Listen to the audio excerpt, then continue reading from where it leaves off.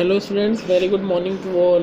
Students, in previous class we had started a new chapter in geography, chapter number 2, motions of the earth.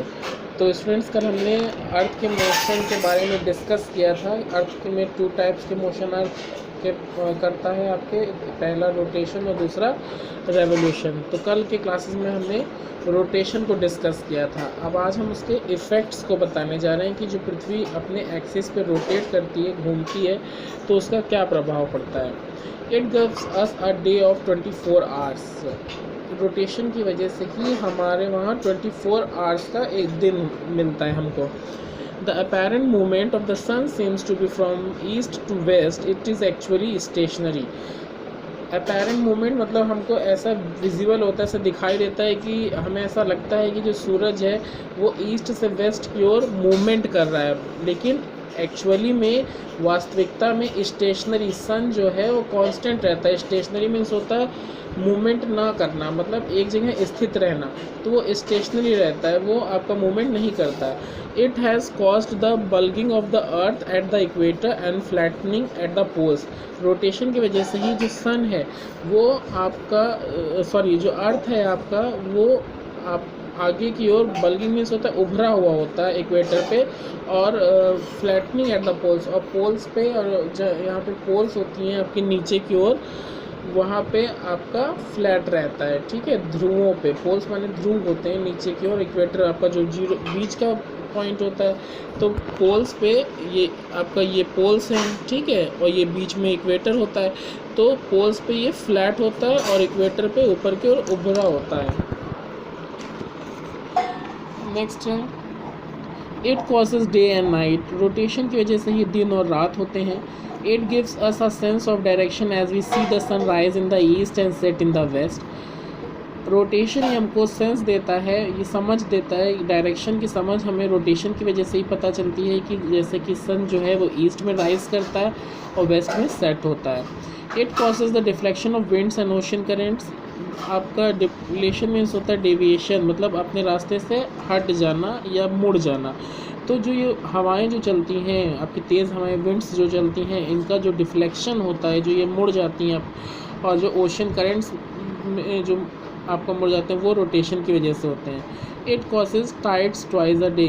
Tides किसे कहते हैं? जो periodic rise and fall of water of the ocean. Ocean का जो आपका समय समय पे जो आपका समुद्र के जो लहरें ऊपर उठती हैं, ठीक है, जो पानी ऊपर काफ़ी ऊंचाई तक उठता है, ठीक है, उसे टाइड कहते हैं। ठीक, तो टाइड मीन्स क्या होता है? Periodic rise and fall of waters of the ocean. Ocean के वाटर का जो बहुत ऊपर उठना एकदम से, ठीक है, तेज़ी से, वो आपका क्या कहलाता है? टाइड कहलाता है। तो ये दिन में 2 बार होता है, और वो किसकी वजह से होता है? रोटेशन की वजह से ही होता है। It also causes dawn and dusk. आप इसी की वजह से आपका डॉन और डस्क भी होता है रोटेशन में। डॉन और डस्क में, डॉन और डस्क मतलब, डॉन मतलब आपका जो दिन, आपका सुबह का समय, जो आप मॉर्निंग से पहले का टाइम देखते हो, जब हल्का सा लाल लाल हो जाता है, और डस्क मतलब जब सूरज अस्त होने लगता है, तो उस टाइम को डस्क कहते हैं। डॉन मतलब जब सुबह आपका सूर्योदय होता है, जब सन उदय होने लगता है, तो देखिए लाल लाल सा हो जाता है जब आपका सूर्योदय होता है, और जब सूर्य अस्त होने लगता है तो उस टाइम को हम डस्क कहते हैं। The period of diffused light before you actually see the sun in the morning is don.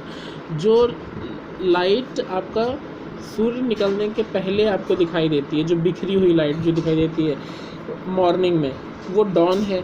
और and that before total darkness creep in the dusk और ट्विलाइट, और एंड दैट बिफोर टोटल, और जब पूरा अंधेरा होने वाला होता है, ठीक है, तो उससे पहले जब सूरज अस्त होने लगता है, तो जो आपको, तो तब जो लाइट आपको दिखाई देती है उसे डस्क या ट्विलाइट कहते हैं। ठीक है, समझ में आया? तो डॉन यानी जब सूर्योदय होने वाला होता है, तो उससे पहले जो हमें लाइट दिखाई देती है, रोशनी दिखाई देती है, उसे हम आपका जो बिखरी हुई, डिफ्यूज माने बिखरी हुई लाइट जो दिखाई देती है सूरज के एक्चुअली निकलने से पहले, मॉर्निंग में वास्तविक रूप में जब सूरज नहीं निकल के आता, उससे पहले जो लाइट दिखाई देती है वो डॉन होती है। और जो आपका जो सूर्यास्त हो जाता है, जब सनसेट हो जाता है, तो सनसेट होने से पहले आपका जो ये सनलाइट दिखाई देती है, सनसेट होने से पहले, पूरा अंधेरा होने से पहले जो लाइट दिखाई देती है वो डस्क होती है। तो ये सब किसके कारण, ये भी जो है आपका डॉन और डस्क जो होता है, ये भी आपका रोटेशन की वजह से ही होता है। To understand the apparent motion of the sun, अब अगर आपको समझना है कि जो apparent visible, apparent means visible मतलब दिखाई देता है, जो मोशन ऑफ द सन हमको जो महसूस होता है, उसको समझने के लिए एक एक्टिविटी दी गई है कि आप एक एक्टिविटी करके देख सकते हैं। While travelling in a car और अ बस, look out of the window. जब आप कार और बस में ट्रैवल करते हैं, कहीं जाते हैं, यात्रा करते हैं, और आप खिड़की से बाहर उस वक्त देखिए, you feel that the outside world, the trees, building, people and everything moving backward. तो आपको जब ट्रेन मान लीजिए आगे चल रही है, तो आप अगर बाहर देखेंगे कार या खिड़की से, जब देखेंगे कार की खिड़की से या ट्रेन की खिड़की से या बस की खिड़की से बाहर की ओर देखेंगे, तो आपको ऐसा महसूस होगा कि पेड़, बिल्डिंग, लोग और सभी कुछ पीछे की ओर मूव कर रहे हैं, पीछे की ओर जा रहे हैं। But we know that it is the car और बस डेट इज़ मूविंग, कि मतलब सब चीज़ पीछे की ओर जा रहे हैं। बाहर की ओर जब देखते हैं कार की खिड़की से, तो हमें लगता है कि हाँ पेड़ वेड़ सब पीछे की ओर जा रहे हैं। ट्रेन में भी चलिए तो ऐसा लगता है, लेकिन वास्तविकता में वो चीज़ें नहीं, पेड़ थोड़े ना मुड़ मुड़ के पीछे जाने लगते हैं, मूविंग करने लगते हैं, बिल्डिंग थोड़ी ना मूव करने लगती हैं। But we know that it is the car और बस दैट इज़ मूविंग, कि उस वक्त कार और बस जो है वो मूव। यहाँ पे तो आपको पता है ना कि जो रियलिटी होती है आपका, हम जानते हैं कि उसमें कार और बस मूविंग कर रही होती है, और ये नहीं कि जो चीज़ें बाहर दिख रही हैं हमको मूव करती है वो मूव कर रही हैं। इन द सेम वे, इसी तरीके से जब हमें लगता है कि जो सूर्य है वो अपनी जो पोजीशन है वो आसमान में बदल रहा है, तो ये निश्चित तौर पे वहाँ पे उस वक्त सूर्य नहीं अपनी पोजीशन बदलता, वो एक ही जगह रहता है। आपका पोजीशन कौन बढ़ता है, earth, earth that is moving and not the sun, sun नहीं मूव करता। अब नेक्स्ट टॉपिक जो है स्टूडेंट्स वो है आपका रेवोल्यूशन।